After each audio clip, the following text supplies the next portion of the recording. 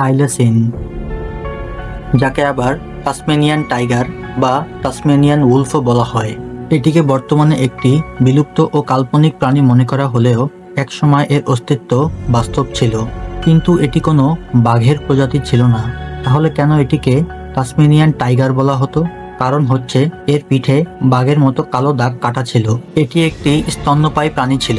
প্রাণীটি একসময় অস্ট্রেলিয়া ও তাসমানিয়াতে পাওয়া যেত, কিন্তু এখানেও ইউরোপিয়ানরাই এদের বিলুপ্তির জন্য দায়ী। এটিকে ক্ষতিকর বলে মনে করত, তাই তারা এটি শিকার করা শুরু করে। 1930 সালে এই প্রাণীটি বন্য পরিবেশ থেকে সম্পূর্ণভাবে বিলুপ্ত হয়ে যায়, কিন্তু তখন কিছু থাইলোসিনকে চিড়িয়াখানায় সংরক্ষণ করে রাখার জন্য দেওয়া হয়। শেষ থাইলোসিনটি হোবার্ট চিড়িয়াখানায় 1936 সালে মারা যায় ও এর মধ্য দিয়ে এটিরও বিলুপ্তি ঘটে। কিন্তু অনেকে মনে করে এখনো তাসমানিয়ান টাইগার অস্ট্রেলিয়া ও তাসমানিয়াতে বসবাস করছে, যা আমাদের নজরের আড়ালে।